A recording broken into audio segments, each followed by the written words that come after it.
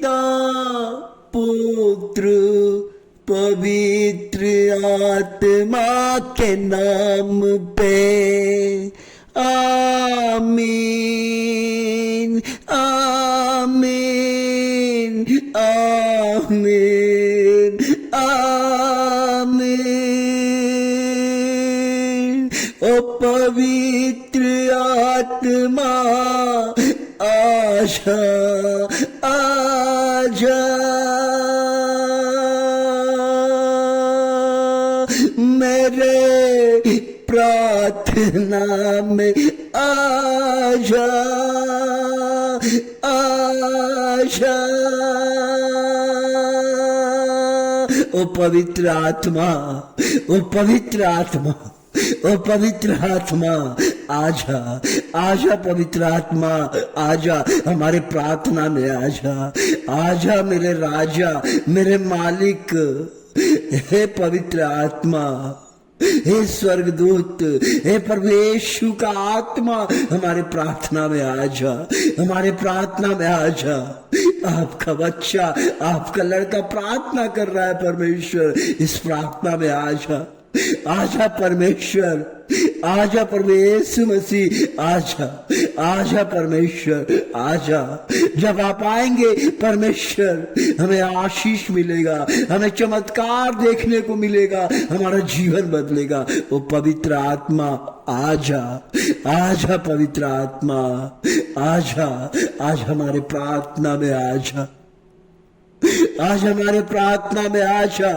हमारे लोग परमेश्वर जो इस चैनल को देखते हैं, हमारे लोग परमेश्वर जो इस चैनल को सब्सक्राइब किया है, हमारे लोग परमेश्वर जो इस चैनल को लाइक करता है परमेश्वर, उनके लिए परमेश्वर आजा पिता परमेश्वर, आजा पिता परमेश्वर। उनके बाल बच्चे के लिए परमेश्वर, वो सुनना चाह रहे हैं, वो देखना चाह रहे हैं, आपकी आवाज पे चलना चाह रहे हैं, आपका आज्ञा मानना चाह रहे हैं। उन्होंने फैसला किया है कि अब से मैं परमेश्वर के साथ चलूंगा, परमेश्वर का आज्ञा को मानूंगा, परमेश्वर के विधि विधान का अनुसरण करूंगा। उन्होंने फैसला किया परमेश्वर।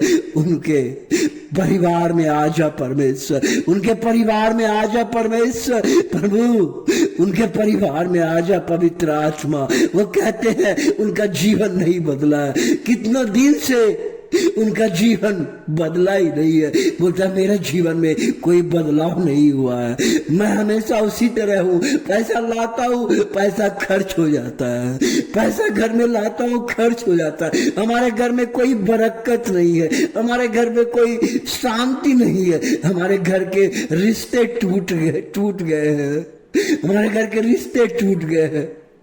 हम जो भी काम करने जाते हैं उसमें नुकसान ही नुकसान होता है। प्रभु कौन सुनेगा, कौन देखेगा, वो किसके पास जाएगा परमेश्वर? ऐसे लोगों के परमेश्वर, ऐसे लोगों के लिए प्रभु जी आप तो हमेशा दरवाजा खोलते हैं। बच्चा कहता है वो परीक्षा लिखने के लिए जाता है लेकिन पास नहीं होता है, पास नहीं होता, उसके माता पिता थक गया उन्हें पढ़ाते पढ़ाते। प्रभु ऐसा परिवार का लोग कहाँ जाएगा, किसका दरवाजा खटखटाएगा? मेरा सवाल आपसे है परमेश्वर। मजदूर मजदूरी करने जाता है परमेश्वर, ठेकेदार उसे पैसा नहीं देता है, उनका परिवार कैसे चलेगा, रोजी रोटी कैसे चलेगा? खेत में किसान जाता है परमेश्वर, बीज बो के आता है लेकिन बारिश और धूप करे, कड़क का धूप वो फसल को नाश कर देता है। ऐसा व्यक्ति किसके पास जाएगा प्रभु? किससे अपना दुखड़ा सुनाएगा, किससे अपना दुखड़ा सुनाएगा प्रभु? कई लोग धंधा खोलता है परमेश्वर, उनका बिजनेस ही नहीं चलता है, उसका बिजनेस नहीं चलता, वो किससे बोलेगा, वो किससे अपना दुखड़ा सुनाएगा? कौन है जो संभालेगा? संभालने वाला एक ही है प्रभु, जो आप है, एक आप है जो संभाल सकते हैं पिता परमेश्वर। जो हम देखते हैं पिता परमेश्वर, यूहन्ना पीटर दोपहर के प्रार्थना में जब जा रहे थे, सभागृह में जब जा रहे थे, जब मंदिर में जा रहे थे, जब चर्च में जा रहे थे प्रार्थना करने के लिए, तो अचानक एक लंगड़ा व्यक्ति को हमेशा उस मंदिर के पास, उस चर्च के पास बैठा दिया जाता था ताकि वो भीख मांग के अपना जिंदगी गुजार ले। उनके परिवार वाला उनको ला के बैठा देता था, बोलता था अरे तुम घर में बैठ के क्या करोगे, तुम्हारा ये दशा है, तुम कभी चंगा नहीं होगे, तुम कभी ठीक नहीं हो सकते हो, अगर क्या करोगे, तुम तो परिवार का बोझ हो। इसलिए परिवार वाले क्या करते थे, उसको पकड़ के लेके जाके, उसका एक धंधा बन गया था, उसका एक बिजनेस बन गया था। वो जाके मंदिर के और चर्च के दरवाजे पे बैठ जाता था। जो भाई बहन प्रवेश करता था प्रार्थना के लिए, उनसे कुछ मांग लेता था और उसको मांगने से ही उनका जीवन गुजारा हो जाता था। और वो हमेशा ऐसा ही करता था, हमेशा ऐसा ही करता था। करते करते करते उनका जीवन ऐसा ही चलता था। लेकिन अचानक एक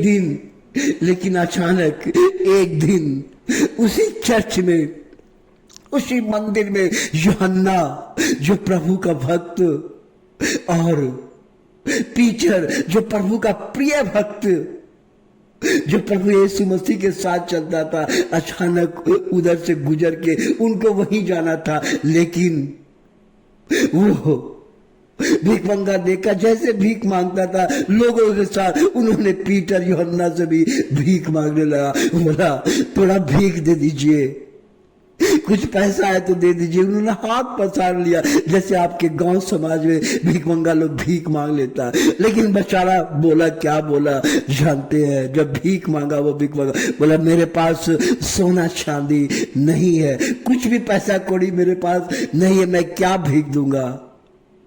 वो घबरा गया, अरे मैं भीख भी मांग रहा हूं, ये आदमी कैसा आदमी है। बोलता है मेरे पास नहीं तो पैसा है, नहीं तो कुछ है, कुछ भी नहीं है उसके पास। ऐसा वो बोलने लगा, वो निराश हो गया। फिर बाद में बोला ठीक है, मैं देख रहा हूं आप तो लंगड़ा हो, मेरे पास तो कुछ नहीं है, लेकिन मेरे पास जो है, मेरे पास तो ना सोना ना चांदी ना पैसा, कुछ भी मेरे पास देने के लिए नहीं है, लेकिन मेरे पास जो है मैं वो जरूर आपको आज दूंगा। उन्होंने क्या किया, बोला भीख मंगा से बोला ठीक है तुम आंख बंद करो। उन्होंने आंख बंद किया, कहा कि उन्होंने प्रार्थना किया, प्रभु यीशु मसीह आज मैं यहाँ हूँ, आज ये भीख मंगा ने मुझसे पैसा मांगा है, मैं कहाँ से पैसा लाके दूंगा, क्या करूंगा, लेकिन मैं आपसे मांगता हूँ यीशु मसीह के नाम पे, इसका लंगड़ा पैर, इसका जो दरिद्रता है, जो इसका पूरा श्राप है प्रभु जी, इसके घर से इस व्यक्ति से निकल जाए। उसी समय वो व्यक्ति से निकल गया और जानते हैं वो चंगा हो गया, वो चंगा हो गया। बोला उठ, उन्होंने उठ लिया। और जानते हैं क्या हुआ, जब वो चंगा हो गया उसके अंदर खुशी आ गया। आप एक बात हमेशा याद रखिए मेरे भाई और बहनों, माताओं और सज्जनों जो हमारे वीडियो को सुनते हैं, देखते हैं, मैं उनको तो तहे दिल से धन्यवाद करना चाहता हूँ, क्योंकि आप सब्सक्राइब करते हैं, लाइक करते हैं और कमेंट्स में लिखते हैं। उनके लिए मैं तहे दिल से प्रभु के लिए, प्रभु की तरफ से मैं आपको धन्यवाद करना चाहता हूँ कि प्रभु आपको आशीष दे और बरकत दे। जानते हैं जब वो चंगा हो गया, कोई भी व्यक्ति भीख मांगना नहीं चाहता है, कोई भी व्यक्ति गरीब होना नहीं चाहता है, कोई भी आदमी मरना नहीं चाहता है। ये सब परमेश्वर का चमत्कार देखने के लिए सभी है। देखिए वो व्यक्ति का क्या हालत था, वो तो भीख मांग रहा था, लेकिन अचानक उनका प्रभु के भक्तों से दर्शन हुआ, उनका जीवन बदल गया। आज आपका जीवन बदल जाएगा अगर आप प्रार्थना सुनेंगे। तब यह वीडियो के माध्यम से आपका जीवन बदल सकता है। यह वीडियो के माध्यम से आपके घर में अंधकार की शक्ति को दूर कर प्रकाश की शक्ति आ सकता है। आपका बाल बच्चा वो जीवन मिल सकता है। आपका हाथ टूटा हुआ काम बन सकता है। केवल एक प्रार्थना से, प्रार्थना जीवन में हर अंधकार की शक्ति को दूर करने का सामर्थ्य और शक्ति है। जानते हैं संत पौलुस और सिलास जब उनको किसी कारण से जेल में डाल दिया गया, तो फिर भी उन्होंने प्रार्थना करना नहीं छोड़ा। उन्होंने प्रार्थना करना नहीं छोड़ा। उन्होंने जेल में आधा बजे रात को प्रार्थना करने लगा। इसलिए आपसे कहते हैं, कष्ट में कभी भी घबराइए नहीं, कष्ट में कभी भी डरिए मत रही। कष्ट आपको है तो आप जान लीजिए यीशु आपके करीब है, यीशु आपके करीब आ रहा है, आपका जीवन बदल रहा है। कष्ट का मतलब है कि परमेश्वर का राज्य आपके पास आने वाला है और आपका जीवन बदलने वाला है। इसलिए प्रभु कहता है कष्ट से मत घबराइए। और उसी तरह उनका जीवन बदल गया और रात को पौलुस और सिलास प्रार्थना करने लगे, क्योंकि उन्होंने प्रार्थना करने का आदत डाल दिया। वहां भी प्रार्थना किया। जानते हैं क्या हुआ? वो आजाद हो गए। प्रार्थना आजादी लाता है, प्रार्थना अमीरी बनाता है, प्रार्थना हर संकट उनके सामने झुक जाता है। प्रार्थना में वो शक्ति है। इसलिए कृपया कर हमेशा प्रार्थना कीजिए और परमेश्वर की को आशीषित और स्तुति करते रहिए। यही मेरी दुआ और प्रार्थना है। पिता परमेश्वर, आज जितने लोग हैं उनको आशीर्वाद दीजिए, शांति दीजिए, उस पर दया कीजिए। हालेलुया, आमीन, आमीन।